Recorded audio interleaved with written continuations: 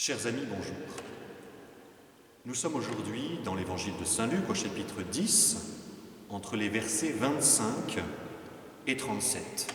Vous mettez sur pause maintenant, vous allez chercher votre Bible et on se retrouve juste après. On y est. La parabole du bon samaritain, donc, est une excellente réponse à la question du docteur de la loi. Il y a en effet à l'époque du Christ deux problèmes qui se posent pour le peuple juif concernant l'application de la loi. Le premier de ces problèmes, c'est la multiplication des préceptes et des recommandations légales.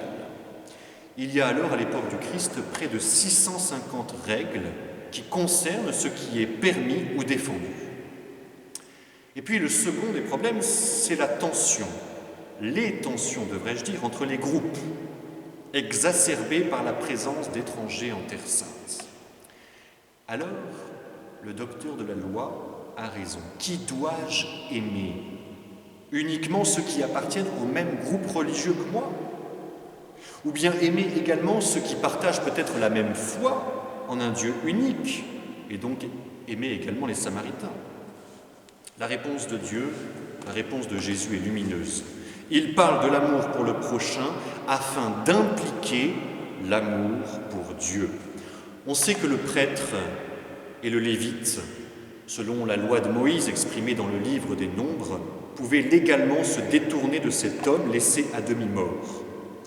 En effet, pour eux, le contact avec ce mourant, surtout s'il venait très vite à mourir, les aurait mis dans un état d'impureté pour une semaine entière. Plus de culte pour le prêtre pendant une semaine. Et si le prêtre avait tout de même accompli un acte de culte, malgré son impureté, alors le péché pour lui était tellement grave que la loi obligeait à expulser cet homme d'Israël. Et c'est le Samaritain qui vient au secours de cet homme laissé à moitié mort. Pourquoi? Parce que, Jésus nous dit dans la parabole, parce qu'il est pris, saisi de compassion. La semaine dernière, nous avons vu un peu ce que c'était que la compassion. Le verbe compatir vient d'un mot grec qui signifie les entrailles de l'homme. Ainsi, le Samaritain ne se contente pas de regarder cet homme, comme le prêtre l'a fait, comme le lévite l'a fait. Lui, il en est bouleversé jusqu'au plus profond de lui-même. Il est pris d'une compassion viscérale qui le pousse à mettre en œuvre tout ce qui est possible pour sauver cet homme. Au sens propre du terme, il souffre avec cet homme. Et sa souffrance devient la sienne. La souffrance de cet homme, c'est sa souffrance à lui. Et cela, il ne peut pas le supporter. La miséricorde, cette compassion oblige donc à l'action. L'amour pousse à donner des preuves. Encore une fois, il est question d'abord de l'amour du prochain avant l'amour de Dieu.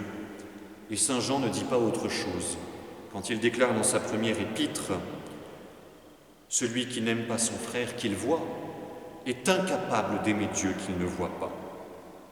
Chers amis, dire à Dieu que nous l'aimons est indispensable. Il faut le dire chaque jour, mais ça ne suffit pas.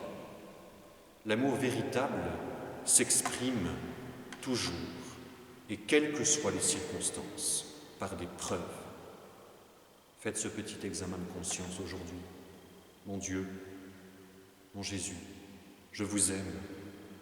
Mais qu'est-ce que j'ai bien pu faire aujourd'hui à mon prochain pour vous le prouver? Et s'il n'y a encore rien, chers amis, dites-lui: mon Jésus, je vous aime, et aidez-moi, parce que je dois aujourd'hui vous donner des preuves de cet amour. Bonne journée et à demain.